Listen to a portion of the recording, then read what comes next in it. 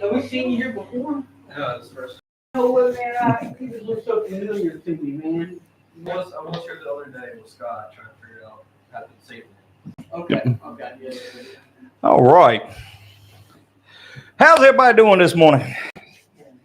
Well, good. Everybody know what today is? It's Palm Sunday. It's what? Palm Sunday. We're going to dive into that a little bit today. Okay.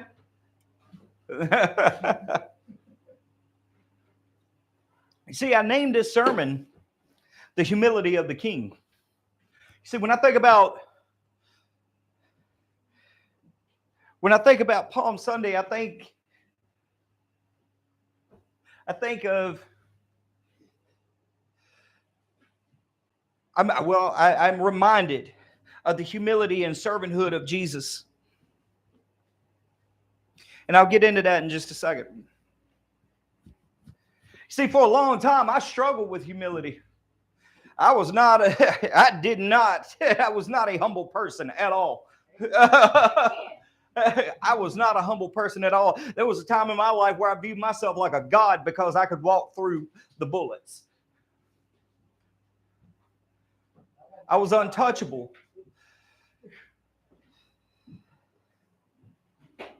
But you see, what I didn't realize is that it wasn't me that was making me untouchable. God just had a bigger plan for me. You see, I struggled with putting my desires behind the desires of others. You know, I didn't care about what you wanted. All I wanted was what I wanted. You didn't know what I went through in my life. How can you tell me that I need to put that down? I'm not an addict.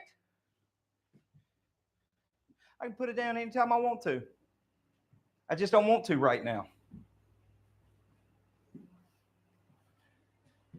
You see, I put those desires before my kids. I put those desires before my family. I put those desires before everything. I put the drugs on a pedestal instead of God.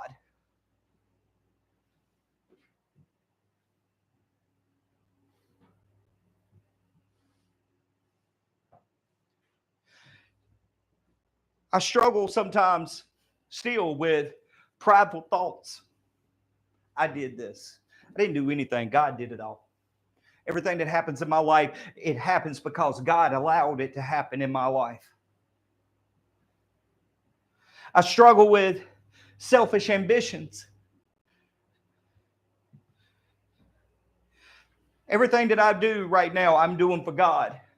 And I'm going to tell you one thing that the enemy tries to put in your head. It starts, especially when you start getting a bunch of followers on Facebook, a bunch of followers on Instagram, a bunch of followers. Well, I don't have Instagram, but TikTok and YouTube. Look what you've done. I didn't do anything. That's all God. God's sending those people to me. I haven't done anything. But you see, the enemy tries to use your own selfish desires.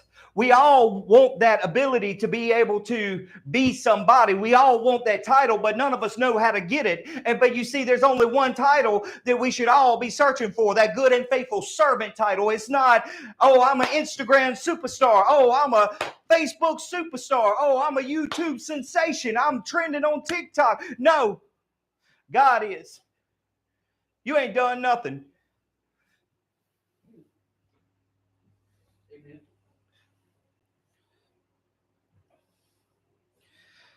See, pride is a struggle that we all have.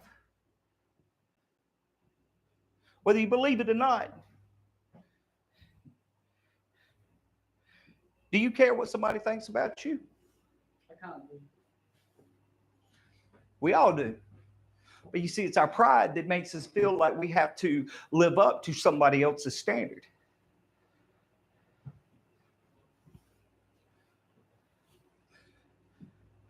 It is pride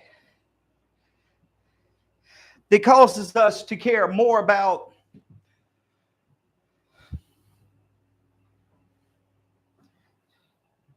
It is pride that causes us to care more about what everybody else thinks than it does ourselves, than it does what God thinks about us, right?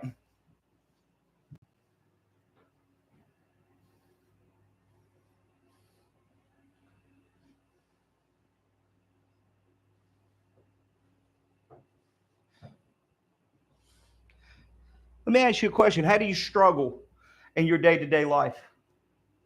Do you struggle with putting your own needs behind the needs of others? You see, I did for a long time. Like I said, I was living for me.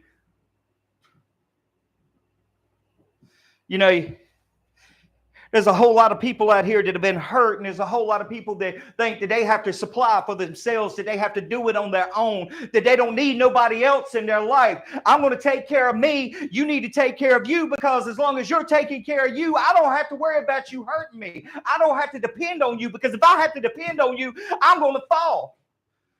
Well, you're right. You need to stop depending on him or her, and you need to start depending on God, because he's the only one that's not going to let you